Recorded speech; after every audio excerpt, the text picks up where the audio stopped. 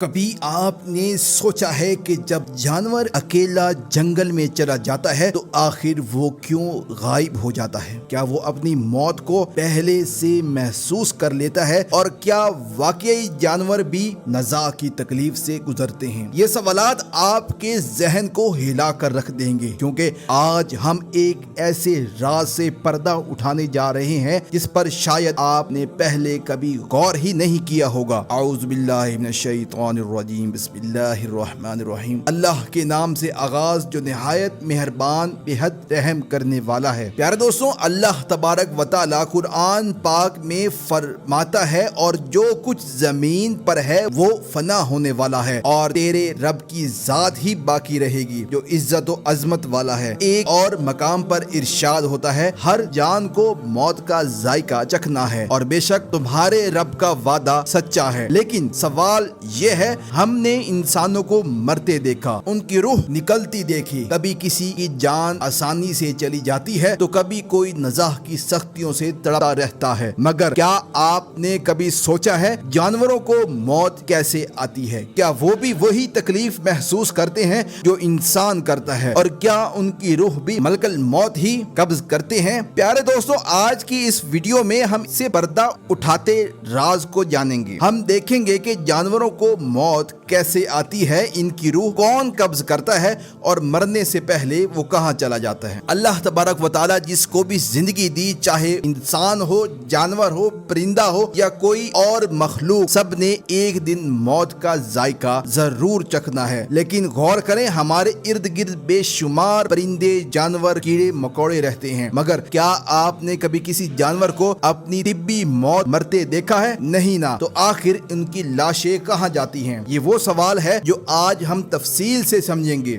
پیارے دوستوں، آپ نے کبھی غور کیا کہ ہمارے ارد گرد جو جانور رہتے ہیں، جب ان کی زندگی ختم ہوتی ہے تو ان کی لاشیں ہمیں نظر کیوں نہیں آتی؟ روایات میں آتا ہے کہ ایک شخص حضرت امام جعفر صادق کی خدمت میں حاضر ہوا۔ اس نے عرض کیا، اے امام عالی مقام، جو جانوروں، پرندے اور کیڑے اپنی طبی موت مرتے ہیں، ان کی لاشیں ہمیں نظر کیوں نہیں آتی؟ یہ سب کہاں چلے جاتے ہیں؟ ہم روزانہ چوہے، بلیاں، پرندے، جانور دیکھتے ہیں، مگر ان کے مردہ جسم زمین پر کیوں نہیں دکھائی دیتے؟ امام جعفر صادق رضی اللہ تعالی عنہ مسکرائے اور فرمایا، اللہ تعالی نے ہر مخلوق کے لیے ایک مقرر وقت رکھا ہے اور جانوروں کو ان کے مرنے سے پہلے ہی ان کی موت کا احساس عطا کر دیتا ہے۔ سوچنے کی بات ہے نا، کیا واقعی جانور اپنی موت کی پیشگی علم رکھتے ہیں؟ اور اگر ہاں تو وہ کہاں جا کر چھپ جاتے ہیں؟ امام جعفر صادق رضی اللہ تعالی عنہ فرماتے ہیں کہ یہ جانور اپنی آخری گھڑیاں آنے سے پہلے پہاڑوں کی غاروں، درختوں کے اندر بنے کھوکھلے تنوں یا زمین کے گہرے سوراخوں میں جا کر چھپ جاتے ہیں۔ وہ وہیں اپنی روح اللہ کے حوالے کر دیتے ہیں۔ اللہ تعالیٰ کا بنایا ہوا یہ نظام اتنا کامل ہے کہ اگر ایسا نہ ہوتا تو زمین پر بسنے والا انسان کبھی سکون سے سانس نہ لے پاتا۔ سوچیں، اگر روزانہ کروڑوں پرندے ہماری آنکھوں کے سامنے مرتے تو کیا ہم زمین پر چل پھر سکتے؟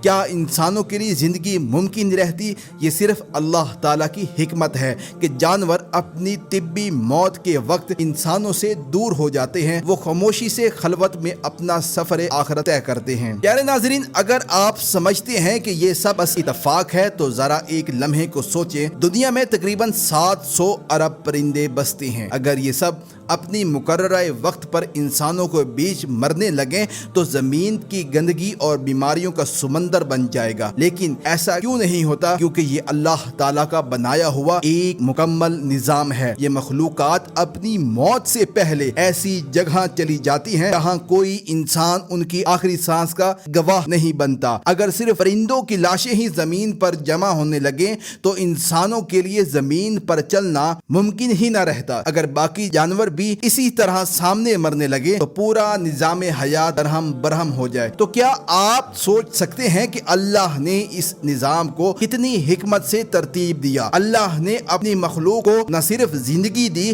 بلکہ موت کا راستہ بھی مقرر کیا، ایک ایسا راستہ جو انسان کی نظروں سے اوجھل ہے۔ اور یہی وجہ ہے کہ ہم اپنے آس پاس لاکھوں جانداروں کے باوجود ان کی طبی موت کے مناظر نہیں دیکھتے۔ پیارے دوستوں، یہ سب کچھ انسانیت پر اللہ تعالیٰ کا بہت بڑا احسان ہے، جیسا کہ قرآن مجید میں فرمایا گیا بس تم اپنے رب کی کون کون سی نعمتوں کو جھٹلاؤ گے۔ اب سوال یہ ہے کیا جانوروں کو بھی نزاع کی تکلیف محسوس ہوتی ہے؟ کیا وہ بھی موت کے وقت اب وہی اذیت برداشت کرتے ہیں جو ایک گنہگار انسان محسوس کرتا ہے؟ روایات کے مطابق نزاع کی سختیاں برحق ہیں اور ہر ذی روح اپنے درجے کے مطابق اس مرحلے سے گزرتا ہے۔ نیک انسان کو موت آسان لگتی ہے، جبکہ گنہگار کی روح جب قبض ہوتی ہے تو شدید تکلیف ہوتی ہے، لیکن چونکہ جانور اور پرندے اعمال کے مکلف نہیں، اس لیے ان پر نزاع کی سختی تو طاری ہوتی ہے مگر کسی درجے کی، یہ صرف اللہ ہی بہتر جانتا ہے۔ اب بات کرتے ہیں اصل سوال کی، جانوروں کی روح